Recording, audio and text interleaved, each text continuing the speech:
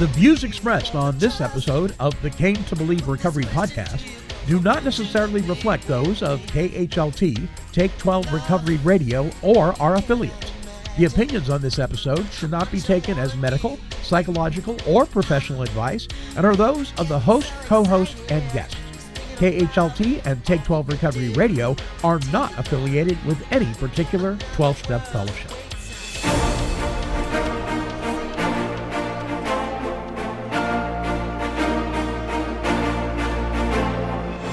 Well, greetings, my friends. I am the Monty Man from Take 12 Recovery Radio, and this is the Came to Believe Recovery Podcast. And now, here are your Came to Believe Recovery podcasting broadcasters to launch us forth on this week's show.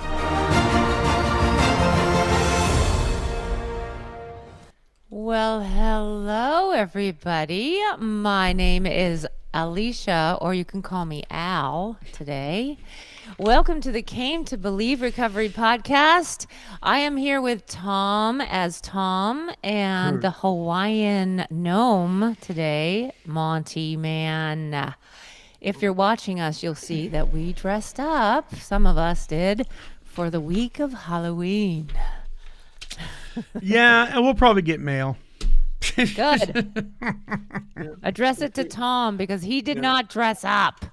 Monty, it's just he'll need to do a 10-step now because he was resentful that he wasn't allowed to wear. Oh, he didn't come to Hawaii. Oh, that's right. Oh. No, I was not invited. Well, that's not true. That wasn't true. Well, I was invited, but I wasn't invited. Well, the point is, you would not have been able to wear the Hawaiian shirt even in Hawaii. Aloha shirt. Do you know what's funny is that he said he has matching shorts. I do. I have shorts to go with this. That would be over the top, and Tom would just vomit. Why? Wait, here's this thing. Listen, I love Hawaii. Been there 5 or 6 times. One of my favorite places, period. You just don't like their going shirts? Back. Maybe this year, first part next year, probably a couple times for work and blah, blah, blah. Nice. But it's a tiny little island. And how did these shirts get so expansive where everyone wears them everywhere? They're for a specific thing. beyond Hawaii. They're like luau shirts. They're for the weather. They're designed to be in that vacation-y mode. And here's Monty in Portland, Albany, Oregon. Yeah, just south of Portland. Rainy place that resembles Hawaii not at all, wearing his Hawaiian shirt. That's right. But fashion goes all over the world, Tom. So you're calling it fashion? Well, it's part of the fashion trend for Hawaiian? men, I think. Isn't that weird? There's a ukulele, and then there's a Hawaiian. How come women don't wear those? I guess they do the. Oh, they do. They put the flowers in their hair, and I have. Oh, I should have worn them. I have kakua beads. Kakua beads. I don't know if I'm pronouncing that right. But they're beads made out of, they're not actually beads, they're like root things or something. Oh, the white necklace thingy? No, those are puka shells. No, these are yeah. These are something else. But I don't know. I like loose fitting garments, and Hawaiian shirts they just come that way normally. You know, that's why I like them. But I like them even more now that I know that Tom doesn't. Mm-hmm. That's part of the reason why we dressed up, because we knew Tom would hate it. Because we knew yeah. I'm just saying, you look so debonair, Al. Yes, my name is Al. And there was a day in 20 years ago or so when it was very difficult for me to dress or do anything like that. But I literally didn't remember. I am not against dressing up, so I will not take that.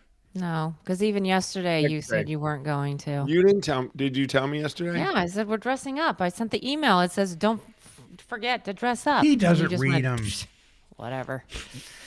We knew you wouldn't. You're predictable. No, I take it back. I was invited to Hawaii. We just couldn't make it work. And at nobody's fault. He's thinking about that still, Tom. I'm going next time. I don't care how. Even if I have to hitchhike on a boat. You go. I'll figure out a way. Anyway. Okay. Well, there will be a next time for sure. So I know those who are viewing right now really love the little sparklies, but they're going to go bye-bye because they're starting to annoy me, and I know they annoy Looks like Tom. they're going So up your nose. Here we go. Bye-bye. Bye, sparkly. I'm not taking the hat off though. No, don't. Nope, not for at all. today's show. Hey, so what's the topic today? Trust. Oh, Everything really? about trust. Trusting the process and bringing the 12 steps into it, and faith, because that's linked to trust, right? Having faith is all about trust. And what do we put our trust in? Ooh. Some of us might flip-flop right into different things. Well, we don't have I do. We don't have a mailbag, but we do have this. Da da da da da.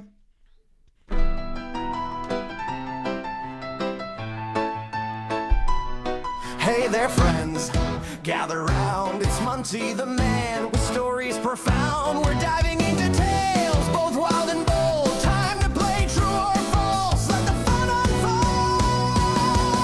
unfold. It's Wow. it's time to play. It's time to play True or False, the favorite podcast show of every CEO. True or false? I thought truth or dare would be fun.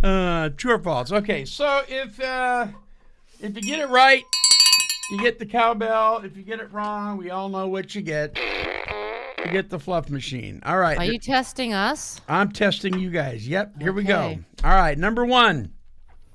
One of the most quoted verses in the Bible states, God helps those who help themselves. Is that true or false? False. False. Ooh, you guys are correct. It's not in the Bible, right? No, it is not in the Bible. In fact, if anything, God helps those who can't help themselves. That was actually a quote from Benjamin Franklin, who believed in a watchmaker God. He was a deist, somebody that believes that God created the world and then just left. Interesting. Yeah. Okay, number two. In the original manuscript of the Big Book of Alcoholics Anonymous, the C in the ABCs in the chapter How It Works is in reference to the ability that God has to relieve the alcoholic of his problem with alcohol.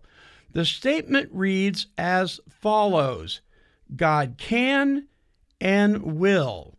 Is that true or false? True. It's true. You are correct. You guys are rocking it.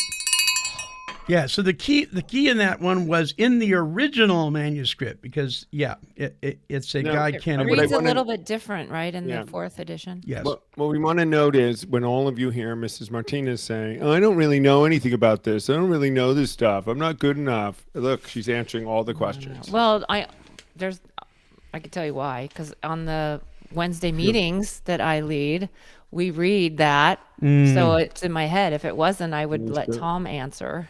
So you've learned. The interesting thing about the C and the ABCs in the original manuscript that doesn't say if he were sought, it just says God can and will.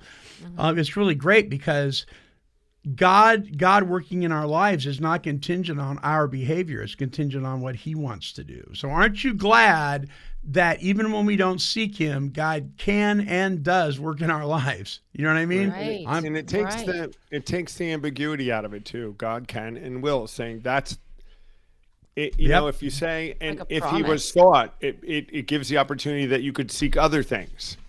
But that doesn't. Yes. It says God can and will. It's only one option in the big book. I love that. I wish that it was back. Yeah.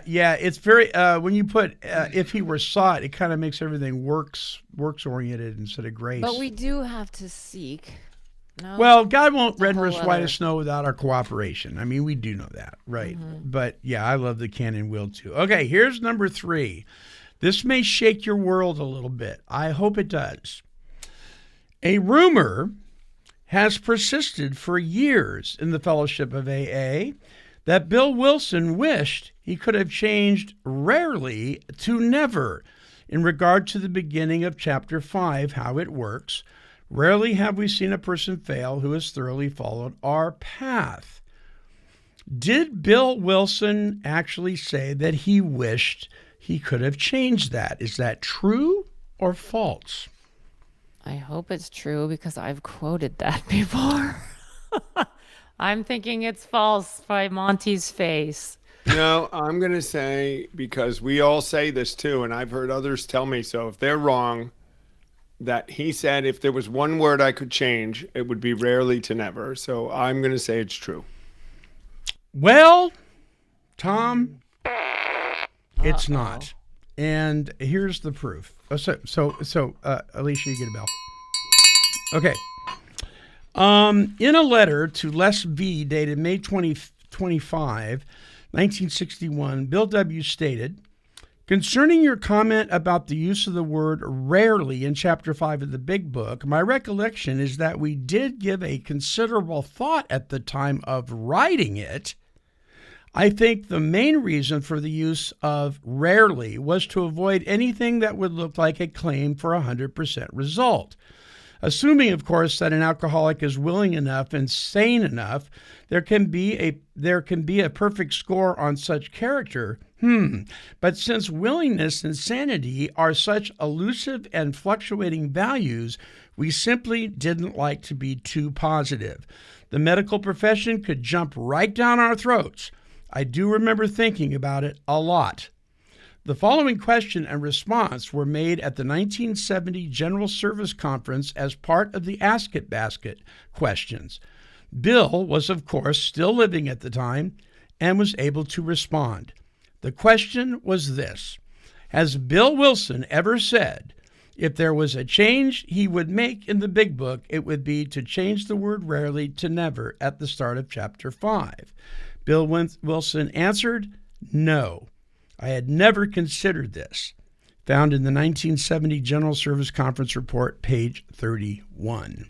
So where the confusion comes in, guys, is that they did talk about it a lot as it was being written. But after it was published, he never said that he wished he could have changed it.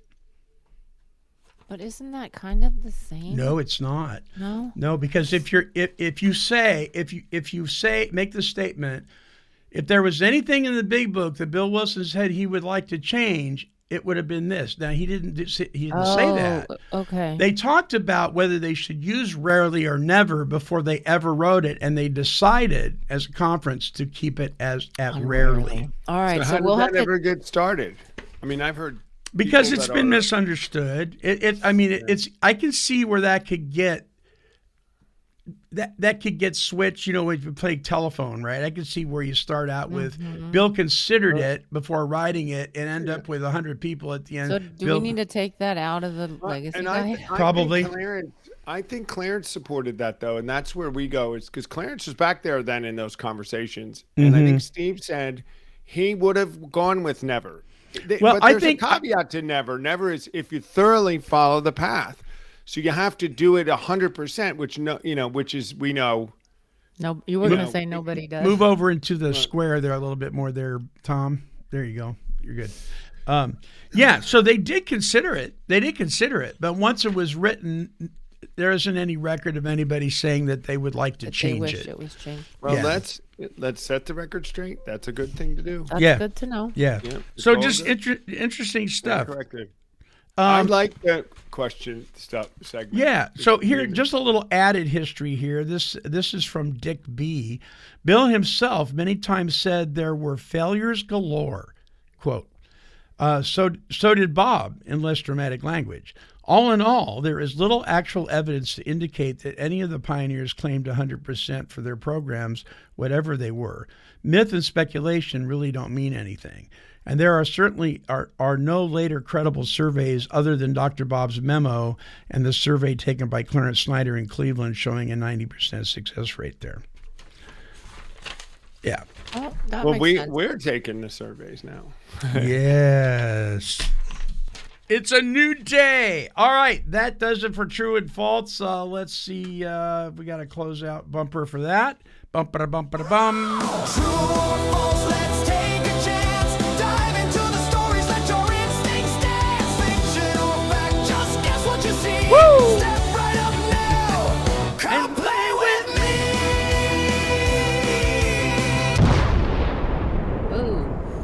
I like to blow stuff up. That was a fun segment. I hope we kind of do that. That was sometime. fun. Yeah, that was fun. All right, trust. Dun, dun, dun. So I just want to say this really quickly. So where do we read "In God We Trust"? On the money. On the money. money. Don't you just think that's the weirdest thing ever? In today's world, I mean. That is funny. Yeah, right. I never really thought about I it. think it was very pertinent back when it was done, but yeah. Is it on every bill of money or just a certain? No, I think it's on every And coin. and coin. Huh. Yeah. And people that don't believe in God or have a resentment toward God, they have no problem spending the money that says "In God We No, Trust." They Though should get no money. no money, cut them off. No money for God, you. they don't trust. They trust in money. That's part of our conversation, I think Yeah. it should be. Render Putting our unto trust in Caesar. other things. Yeah. Right. Yep. Well, Where the do we de- want to start with this, Monty? All right. Well, so let me just say this, and if somebody can prove me wrong, not to steal the saying from Charlie Kirk, prove me wrong, but if somebody can, I'll back off on this. I have looked, I wouldn't say overly diligently, but pretty thoroughly. I've searched out scriptures to try to find out if there's any place in the Bible that says that we're supposed to trust each other. And I'm not finding it. What I find is we're supposed to trust God and love each other. Now, that's very clear. But I don't see where we're supposed to put our trust in man anywhere in the Bible. And so when I hear people say, well, I'm finding it very hard to trust people, I get it. And guess what? I don't think you need to. But could you? Sure. But I know absolute trust and absolute dependence, and we're not to be people dependent either. We're to be God dependent. I think in our 12-step fellowships over the years, we have gone from teaching people to be God dependent, and I quote from Working with Others, the chapter in the Big Book, remind the prospect that his recovery is not dependent upon people, but on his relationship with God. We've gone from that to people being meeting dependent, sponsor dependent, spouse dependent, pastor dependent, rabbi dependent, right? Even step dependent, and not God dependent. And that concerns me. That is so important. Yes. But I think people hear that and they think, oh, yeah, that sounds really good. But really think about it. Like people come in and they think they have to go to a meeting, or they pick their higher power as a person or the Right. meeting. And that is not going to work. People let us down. People don't have a power. Because, I don't have the power to Right. be somebody else's higher power. That's really important. Yes. And to trust in God, and people are going to let us down. Yeah, so a lot of people are very critical of Bill Wilson. Some people are critical of Dr. Bob, a little less than Bill. Certainly there's people critical of Hank Parkhurst and Clarence Snyder and the rest of the boys. But you know what? That pedestal they all fell off of, none of them asked to be put on it. Exactly. And we're all learning, and we can learn from that, and I'm sure they learned from their mistakes, and people are people-y, period. And if you don't think that it's true, then they need to then look hang in the out with mirror. us. Yeah. Hang out with Tom. You'll see. Yes. Take the log out of your eye, people. You're hitting me in the head with it. I've been accused of having an entire forest in my eye. Yes, and that is fine. So do I.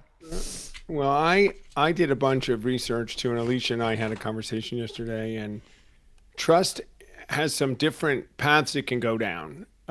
Trusting the process in a Christian manner, trusting the process in a worldly manner, trusting, and then broken trust, and how that can affect us in all our relationships. And how does trust and faith work together or not?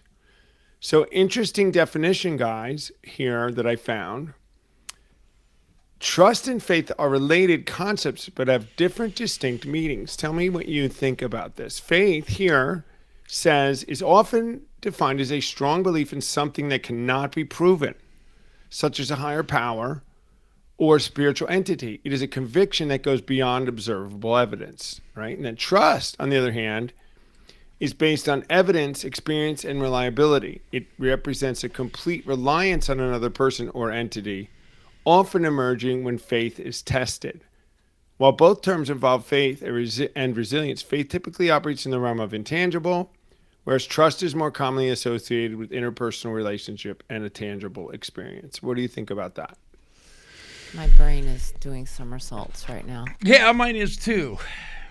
Basically, you said, okay, so faith is, we can't prove it, right? But we can't prove that he doesn't exist either. So you can't prove either way. Yeah, faith is, Yeah. you have faith in something that you have no evidence. I think. Right. And I'm we gonna just hit the take that lottery. on. I think I'm going to get the job. I have faith that my so-and-so is going to come. But trust has more to do with Circumstances. no? something that somebody has said or somebody has done, or a relationship. Something tangible. I'm going to trust that Alicia is never going to wear that beard again. But then what And I happens have faith. when I do?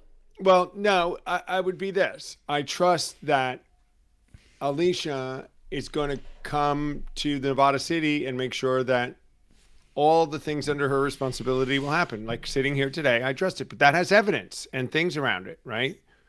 Now I have faith that the God of the big book and the Bible are going to show up at that retreat and touch people's lives. And so I don't know that I think that they have such separate meanings to them. Trust, we can ebb and flow, maybe. Like, say I flopped the retreat, then you would have some more boundaries and kind of like, ugh. But with faith, it stays stable. No? Does that make sense? Well, so I could say two things, right? You could say, I got it, Tom. I'm going to get that Nevada City. And I could say, well, I have faith in you, Alicia. I don't worry. Or I could say, I trust you. Okay, yeah, Right, we why- do the same. Why wouldn't it be different? That wouldn't be any different. Yeah, no, that's true. Monty, give us some wisdom.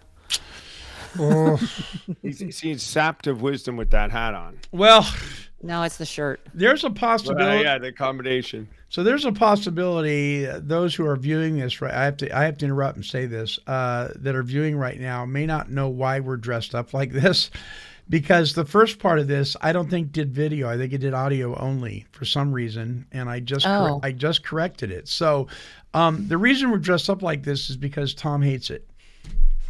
And it's the week of Halloween in 2025. If you're watching this in the future, it's going to be Halloween. So So and Monty has a chance to do a 10-step because that's not true. He just told a lie. oh, did I?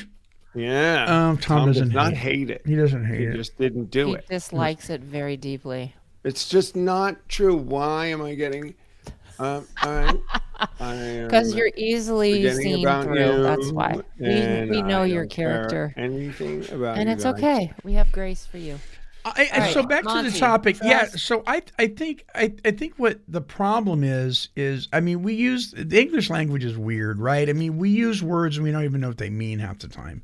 And we mix them together. Yeah. Right. So like last week, Tom made a statement, and I listened to it, and I went, "Oh, that's interesting." He asked you a question. He said, "For my edification, can you explain?" And then he asked you a question. And it really wasn't for his edification. It was to clear something up for him. And I thought, that was an interesting choice of words. And I think don't remember that. I do. I remember all.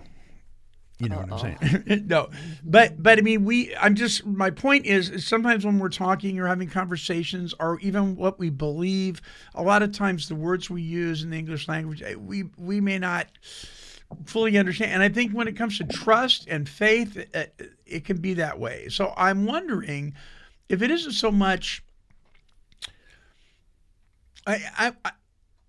let's put it this way. I'm concerned when people put their trust in something conditionally. In other words, I'm going to trust you, but you better come through. Now, I may not say that, but that's my expectation. But what if you don't? is that going to knock me off my center if you don't?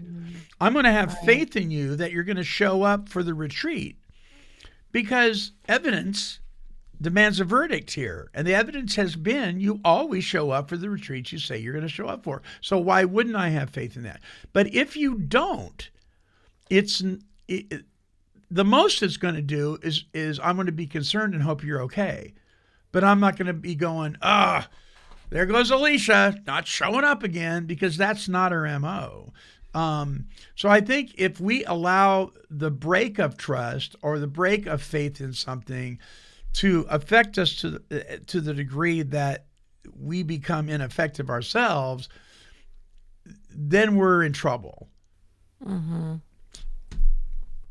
Well, we are supposed to put our trust in God and not other people. Right. Right? We could trust people, but we need to trust that He is in control. And if something goes bad, then, like you said, we need to learn how to respond rather than react.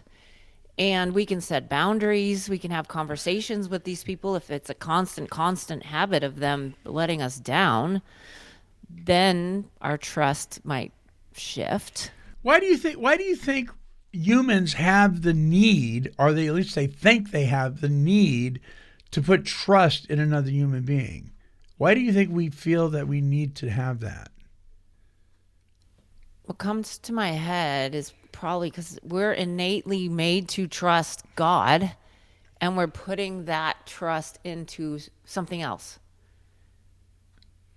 Because we're just made to rely and be in relationship with Him, and we're placing it on somebody else.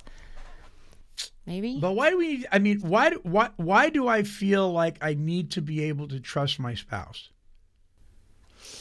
Well, because you're in community with her. You've made a pact with her. You've made promises. Yeah. You've made promises. You've entered into a covenant with her. Yeah. That requires things. So you can't always see everything that's happening. So it requires trust that her character and her integrity will allow her to maintain your covenant. I think it's clear. It's because of the nature of us being in community with each other that trust is an issue, or trust is a thing, like you said, Monty. Why do we have to trust? Do lions and tigers trust another tiger? They don't live in community that way. They don't have to. They're not in covenant. It's not relevant in them. Yeah. But with us, it is. So my employer, I enter into a contract at work, an employer. So I have to trust that they're going to honor that. It's a trust thing, not a faith thing. See, that's where that tangible trust. Okay. Yeah. See anything? Yeah. It's not a faith, it's a trust thing. But then we break. Talking in my marriage is like we break that trust sometimes. And then we. Well, don't you think it depends on what kind of conditions the other person or the partnership has put on each other, whether it's broken or not? What does trust mean in our relationship?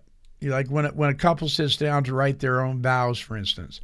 Mm-hmm. All right, honey, let's talk about, what does trust mean to you? What's trust mean to you? Are we on the same page with this? Yeah. If somebody said to me, I'm going to meet you at 5 and I'm going to bring something. And I said, okay. And then they don't show. Did they break my trust?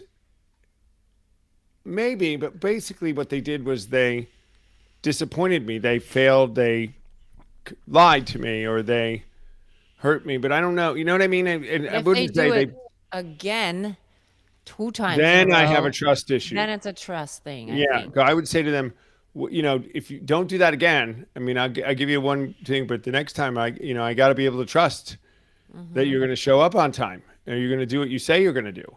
Mm-hmm. And it doesn't become trust with me anyway, a big trust issue anyway, until it's gone a couple times. It becomes a hurt, and it's not okay, and it becomes something that you hope to have amends to, or if I do it. But I don't. It doesn't rise to that for me.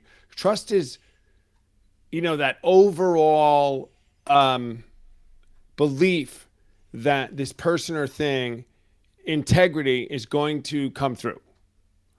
And I mean, a mistake and surfacey stuff, I don't know that ruins trust with me. Now, this is conditional, I guess, because there are big trust breakers, right? Those deal breaker lines of, infidelity in a relationship or a marriage.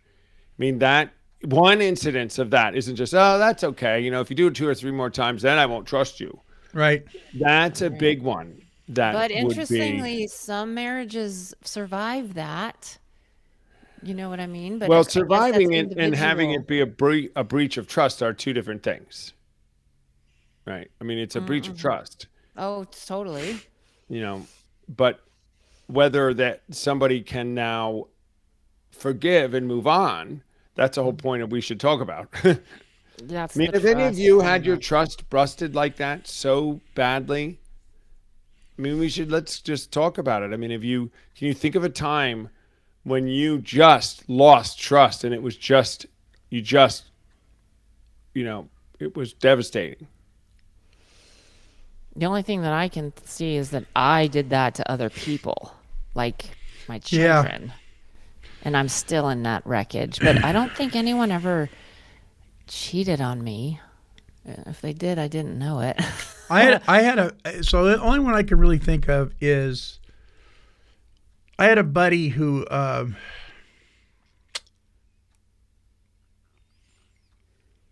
he was staying with us, and he stayed with us on several different occasions, and every time he stayed with us, he'd steal from us. And one time, and he was in and out of the program. He was in and out of using. We were trying to really help him, and it was like, okay. And then one day he stole from the boys, right? What's and that that was over the top for me. Oh, your kids. Yeah, he stole from the kids. He stole their PlayStation, I think it was. And we didn't have a lot as far as material things go, the kids really didn't have a lot of things, and so that was a real big deal to the kids, right? And that hurt them because they called him Uncle so and so because we were really close and stuff like that. And I remember sitting out on. He came by the house, and we're sitting. I wouldn't let him in the house. We're sitting out on the curb, and he's just whacked out, right? And I am so mad. I don't think I've ever been that angry in my life. I mean, I'm screaming at this guy. After what we've done and this and that and blah, blah, and I just ripped into him. Well, years later, I found out that he told me, he says, when you were saying all that stuff to me, he said, I didn't even hear it. I was so shut down. All I heard was, like the Charlie Brown. Yeah, wah, wah, wah thing. But what I discovered was that what had happened there was really, yes, did he break our trust? Yes, did he violate, some sovereignty in our home? Yes, and all that. But really, it fell on me. I was extremely emotionally dependent on his friendship to be okay with myself. And that's why I got so angry. It wasn't because he had stolen from us, because he had done that before. And it wasn't even because he took from my kids. It did something in me that violated my rights. You know what I mean? And when I realized that, and I had a counselor tell me, you are powerless over other people's choices. Totally powerless over their choices. Their choices are their choice. You can influence, you can encourage, you can discourage, whatever. But bottom line, their choices are their choices, and it's not on you. And once I realized that, it set me free to where when people did stuff that would normally have just toasted my cookies, it rolled off my back. It was like, oh, I get it. I understand. You know what I mean? So it came back to, I had to work on myself in the midst of this thing because I couldn't do anything about this guy. See, that's example of step 10, 11 right there. Yes, it beautifully, is. Of because people can get bitter and blame him and be angry and then stop.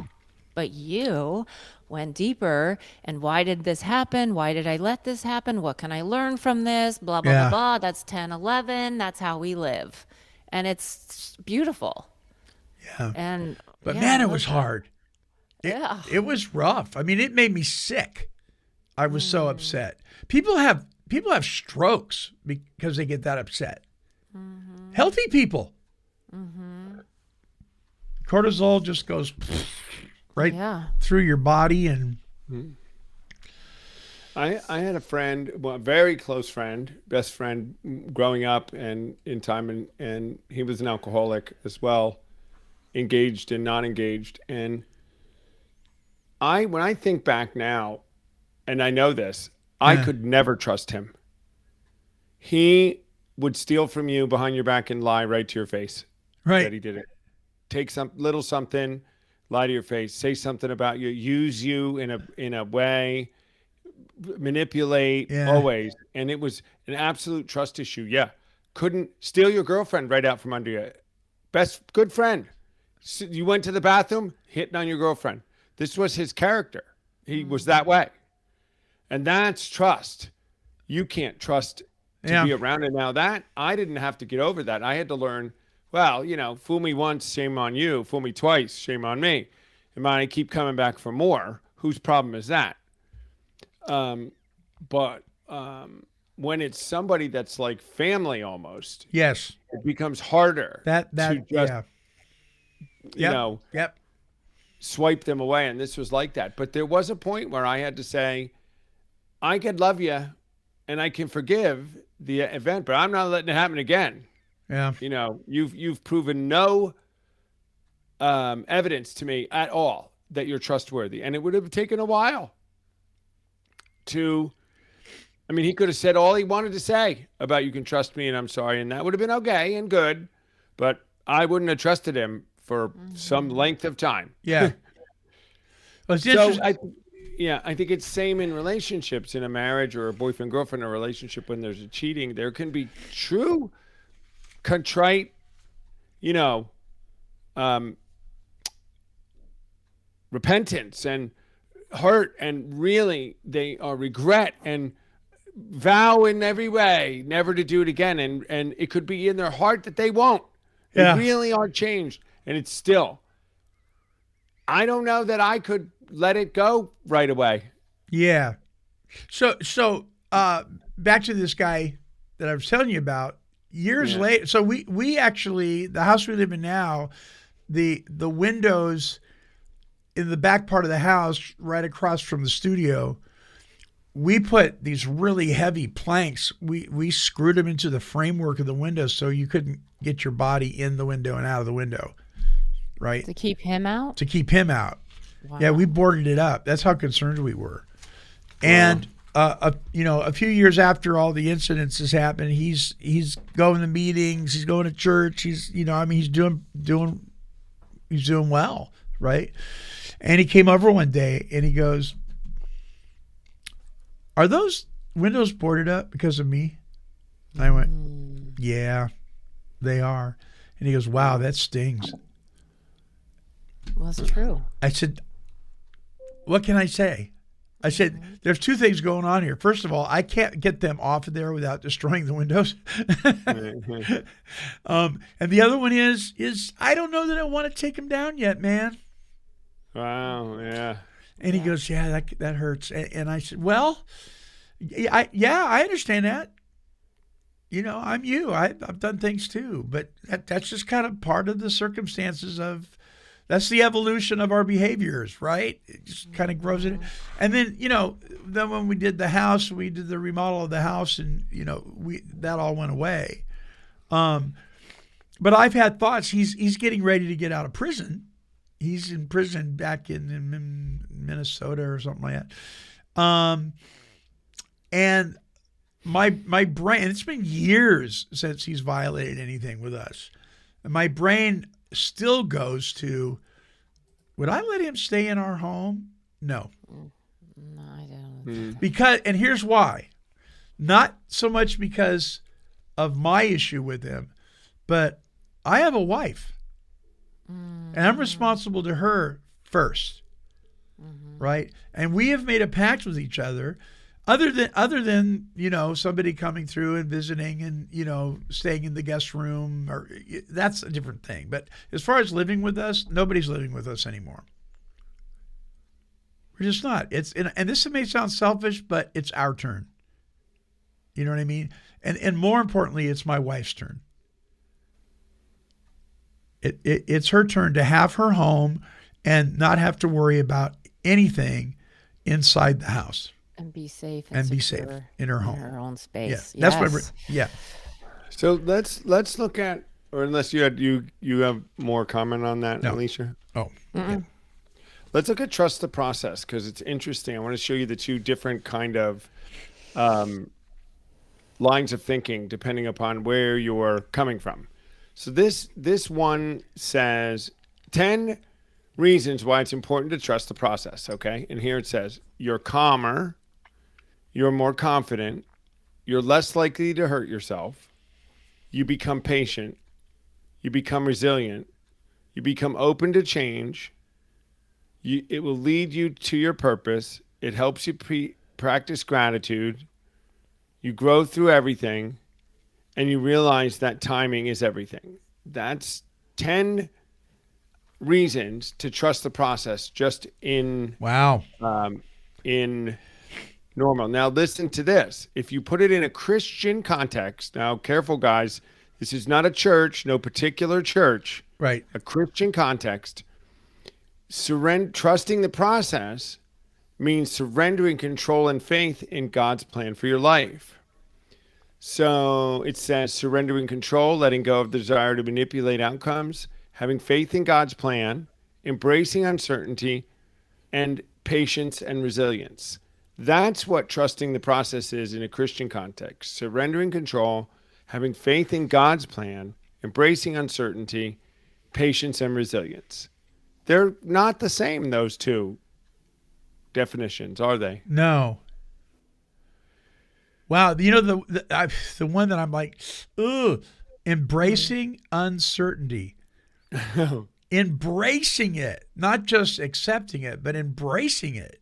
I mean, that's like pulling it close to your chest, right? I'm okay with it being uncertain. Ooh, gee. And that doesn't come automatically, right? Obviously, it's a practice and it's an ongoing thing of learning how to even do that.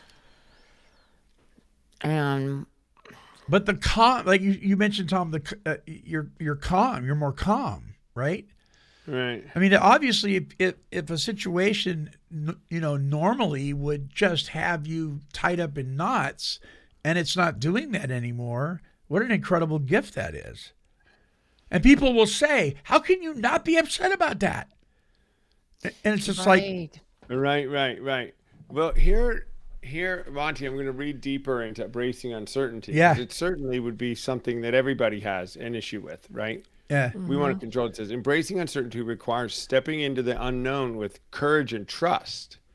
It's about embracing the twists and turns of life's journey, knowing that God is always by our side. Instead of resisting uncertainty, we can choose to see it as an opportunity for growth and transformation. Embracing uncertainty allows us to cultivate resilience and adaptability, knowing that every experience is a lesson in disguise. So it's, the retreat's not full 3 weeks before. It's uncertain. I'm not sure we're going to be able to pay the bill. I'm not sure that we're going to get enough registrations. So if I say, but we know God's plan and we know that we should be moving forward with this, I'm going to embrace this uncertainty and we're going to do everything we can, but we're going to keep going. Or do we cancel it and say, well, I just don't know, and it's uncertain, and I don't trust, if it's up to me, and what it looks like, what they say, what it looks like on paper, it doesn't look good on paper, yeah, is letting it, deciding to take an action and letting the uncertainty control it. It's hard, though. It's hard to do that because, sometimes what if it does go that way? right. right. I have an example, and I've brought it up before, but it fits with this new yoga class that I'm teaching. Now I have 2 of them, but I can see I'm putting my trust in the numbers of the people that come That for come. my self-worth, and I am not good. And no, no, Oh. no, no, no. I do pray and like let me have peace even if I have 5 people. Let me just love on them, and I do feel that peace and calm when I do that more diligently. But it flip flops depending on somebody might say something or somebody else likes. I'm assuming they don't like me, and it it's it's hard. So let with me the ask you a question, uncertainty. Alicia. So when you teach these classes, right, in yoga, the physical improvement of your body and the all that stuff, do you give them exercises that they can take home and do? No. Do you give them any suggestions on what they could do when they're not in your class as far as helping themselves with their yoga experience? No. Well, that is not the answer I was looking for. Like, see, that Because I they was won't gonna do it. Well, here's You my know, they point. used Here's They my used to say to me, I'm going to teach spinning. Well, I wasn't really teaching spinning. I was leading a spinning class. Yeah. So I was leading a group workout class. So it leads to your question, though, Monty. What she's doing is leading a yoga class, taking him through a process that is the exercise. right. So they could go home and do that if they wanted to. They know what to do. So Okay. in some ways, So- yes, they're learning. Okay. It. Okay. But she So doesn't say go home and then All right. do 5 yeah. downward dogs and okay, come back next fair week. enough. Fair enough. So my point is though, if you had a class of 100 people and they all showed up, right, and one of them got out of that class, just one got out of that class what you were teaching, and then but you had a class of 50 people that said they would show up and only 6 showed up and all 6 went home and did that stuff, which I is the know. better class? The 100 people. No. That's my brain. I know, but see, it's you need terrible. my point is, it's about the one. That one person that is going to take your expertise and is going to run with it, and so they can benefit from it. If you've reached one person, you have done your job. I know, But pastors fall into I this all the go time. to It's the a numbers negative. game, right? Our churches, it's not growing. Yeah, but the discipleship program is amazing. Have you thought about that? How many disciples you're bringing up? Oh, well, and 2 in the definition or something somebody said, it's the process, the learning process that I'm going through this is that I'm voicing this out loud because I know I'm doing it. right. I am trying to pay attention. I'm learning their names. I am stepping into that uncomfortable space because I am, as you see, introverted. I don't love to be in the people thing. I like to teach, be on stage, and then I'm out.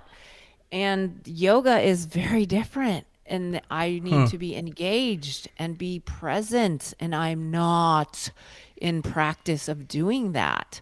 So I'm learning and I'm so uncomfortable in that space. Part of me is like, oh, I hope my boss says I suck and they'll give this class to someone else because I don't want it. But I want to fight through that because I'm like, I'm pretty likable. Sometimes I could do Yeah, this. you are. And it's a constant craziness in my head of Well, the like, I evidence hate is- this. I love yeah. this. Look back and go, in general, am I successful at all my other classes? Does everybody else like me? And am I good? Is the fruit? Is it bearing fruit? And I would say, listening to you, well, yeah. So why wouldn't you think this new class would? That's the question. Because you're Well, because crazy. it's That's the not. question. Right. Why Yeah. wouldn't you? Well, flat out, I've taken other people's classes and I can see that they are more likable, whatever that means. They're Oh, you're more comparing- interactive with them. They're touchy-feely, and I am not. And I know that is a thing with instructors. Tom, people that talk more and they're friendly, you want to go to their classes. I don't have that. Yeah, but how do you know? There may be people going, I don't really like the touchy-feely kind of person. I like the way Alicia does Yeah, it. but most people do. They really do. And I'm just not. And so I'm trying to grow into that. But then you're with the be numbers myself. game again. You just said most people. Who cares about the most? What about the Well, one that because you're being numbers effective? matter at the gym. They're going to cut the class or give it to someone else I get that. because yeah. I suck. Here, Whatever. listen. I'm just showing you. That's a trust. I'm putting trust in the numbers. And Yeah. it's not. It's not going to work for me.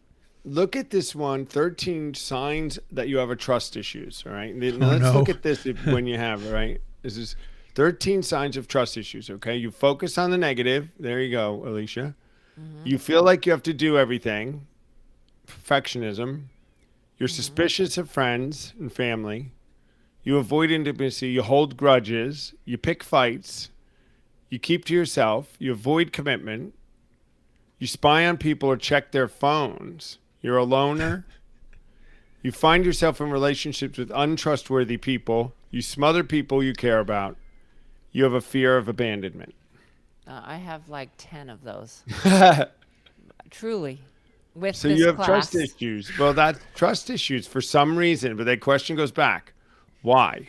I think it's What if you Aban- failed at? Something abandonment issues from the past. From the past, yeah. Trusting. Well, It's totally abandonment stuff. So I'm teaching with them out there thinking, well, they're going to hate me and I'm going to get this class taken away anyways. So I'm teaching from that space, which is not good because that's fear of intimacy, fear of really getting to know them because they're going to leave anyways. But knowing that and changing it are two different things. So I heard a quote yesterday. I'm going to probably get this wrong. I'm going to do my best, but it went something like this. You'll never become the person that you're supposed to be until you stop believing that you were the person that you thought you should be in the past. Say it again. You'll never become the person you're supposed to be until you stop believing in that you are the person you thought you should be in the past. In other words, that person in the past that I thought I was, I'm not good enough. I'm, this, and this. Until I stop believing that, I'm not going to become the person I'm supposed to be, because I'm hanging out. I'm hanging out in the past. I am. Let me. I'm going to do my guitar analogy thing that I always do at retreats, where, I'm not as good as Jimmy Page. I'll never be him. Blah blah blah. And what's happening there is then I'm not being Tom. You're not being Tom. Yeah. I'm not doing it Tom way. So when you're worried about being as good as someone else or different, you can never be like that person because you're not that person. But I they know. can't be like you either. Right. And I'm with Monty. Go with your hardcore. There's people coming in. Alicia, when I taught, I was not touchy-feely. I did talk to them a bit, but not the same way. And they would flock to me because my class was hardcore. And those people came. Yeah, that's true. And they want somebody like that, believe it or not. So trust the process. And I am trying to. look at the fruit of the past. The evidence says you're really good at this. And you have your niche. And go with it. Press through. Embrace uncertainty. Yeah. Well, and yoga might not be my niche. It does sound, if you meet Alicia, she doesn't seem like a yoga girl. Is not my niche. Boot camp, hit training, Not a kicking your yoga girl. butt Right. is my Watch her niche. videos on wherever she posts them, Instagram. and none of them are doing a calm breeze yogi with the incense burning. None of them. Yeah, no. But I'm trying to learn Yogi and Bear. broaden my horizons. Good one today.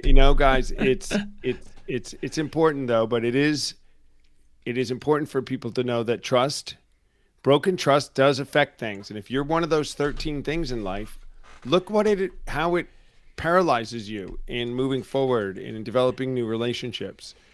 And so I guess it's not my final words, but I'm leading down this mic drop-ish. Okay. I Do your guess if final you got words. anything final from thoughts. here, it would be that if consumed with trust issues and lack of faith. I'm gonna take it not of faith, but trust issues, truly trust issues. It's something to absolutely look at. I would not embrace the mistrust. I would embrace the idea that you have to face the mistrust issues. Don't embrace the mistrust and adjust your whole life in not trusting anyone and protect yourself, right? I'm just not going to trust anybody, and that's how I'm going to do it from now on. Well, that and a nickel will tell us how that works down the road. And if you're an alcoholic or an addict, we'll see at the local gin mill, because that's where those kind of things lead. But when you face it, and listen, I remember Dale Marsh, he always says this, forgiving people and moving past something does not in any way make what they did right. So sometimes people think, I think very often that trust is broken in this, that the other person must pay and pay always. And somehow they're let off the hook if you move on. And we've got to move past that thinking. Forgiveness it helps our heart. It does not make it okay what was done to us. Right. And it does not mean that we have to be open to that anymore. No. Forgiveness just simply means you don't hold it over them like a debt. Right. But you're right. You're right.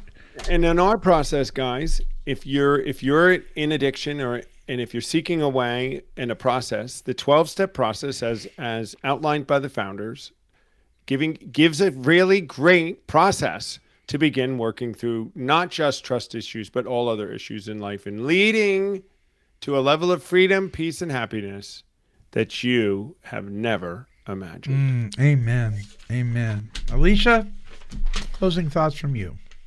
I would say contemplate and really honestly look at yourself and see where you are putting your trust, even if it's only sometimes, like I said, I'm putting my trust in numbers, I'm putting trust in what people think of me, and it's not a good space to be. So shifting your trust to your higher power, I need to trust God that this is an experience that I can learn from, and there are things that I can improve upon. And once I shift and put my trust in that, or my body, or my muscle mass, it's a disaster. Disaster pants. All right. Hey, listen, listeners, we got a great lineup for you in November. It's all about gratitude and thankfulness and all that kind of stuff. So we've got 4 shows lined up. I'm just going to read them off to you. On November 4th, it's going to be Humble and Thankful, a 12-step journey. On the 11th, Generosity in Action, Recovery and Renewal. On the 18th, Finding a Higher Power, God in Gratitude. And on the 25th, Passing It On, Living Generously in Recovery. It's all about gratitude in the month of November. I want to thank Renee for suggesting that from Came to Believe. Please look forward to that. I think you'll get a lot out of it. It is very hard to be resentful when you have a heart of gratitude. It just really, really, really is. Our closing song is by Forrest Frank, and it's entitled Your Way's Better. And then I'll come back with my closing thoughts. Here's Forrest.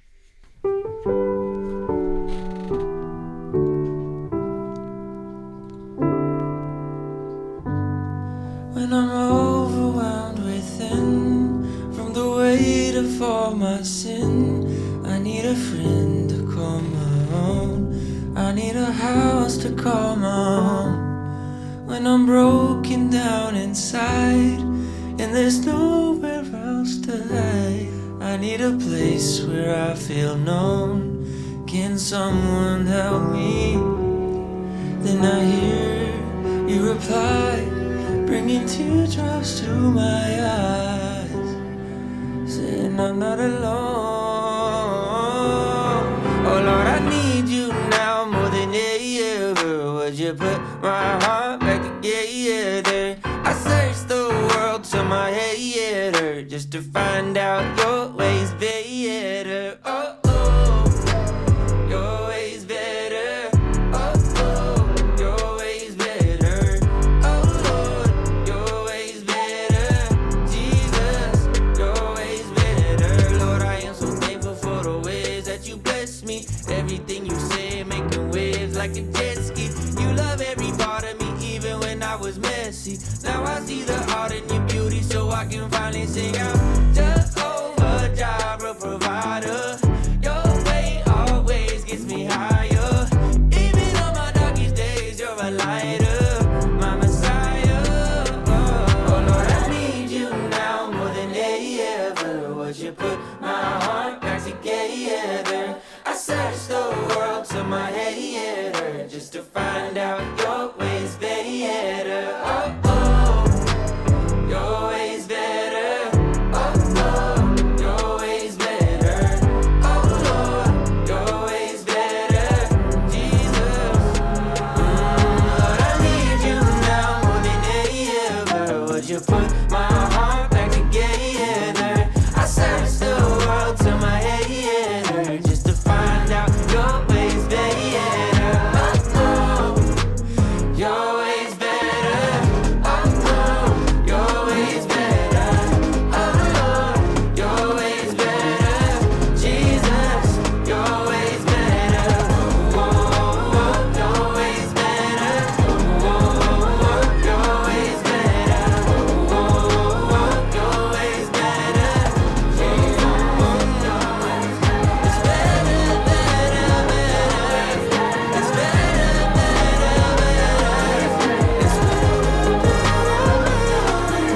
It's better than the rest.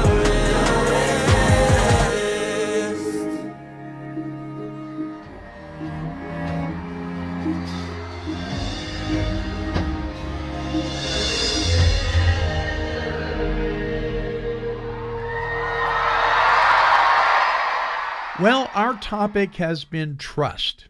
And though having friends and family that we feel we can trust, the Bible never tells us to put our trust in one another. Simply, trusting in God is much superior than trusting in man. Why? Well, because God's wisdom, power, and love are perfect and unchanging, while human understanding is limited and often flawed. People can fail, disappoint, or act out of self-interest, but God's promises never fail. His guidance comes from an eternal perspective that sees the beginning and the end, allowing Him to lead us in ways that ultimately bring growth, peace, and, of course, purpose. When we trust in Him, we anchor ourselves to truth that does not shift with circumstances or opinions. Trusting in man, on the other hand, leaves us vulnerable to the weaknesses and inconsistencies of human nature. Even the best intentions can fall short, and no person can fully know what lies ahead. But God's faithfulness stands as a constant refuge in a changing world. He works all things for good to those who trust Him, providing strength when we are weak and clarity when we are uncertain.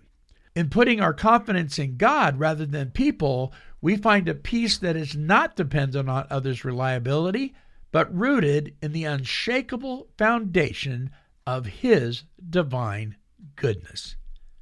So, where will you put your trust today?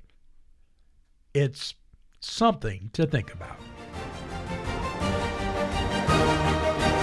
Came to Believe Recovery strives to create and promote opportunities for life-changing spiritual experiences for individuals and families suffering from all forms of addiction.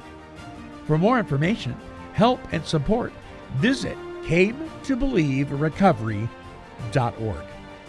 I'd like to thank you for allowing me to be your host on this episode of the Came to Believe Recovery podcast. And I would encourage you to like, bookmark, and subscribe to this show. When you do, you will join the Take 12 Recovery Radio family and will be notified of all of our recovery-focused shows throughout the week. Until our next broadcast, when we provide the essential spiritual tools needed to thrive by sharing our experience, our strength, and our hope through our stories of how we came to believe. This has been a production of Take 12 Recovery Radio. Kitty, kitty, kitty. Meow. Woof, woof. This has been a Chicken and a Pig production.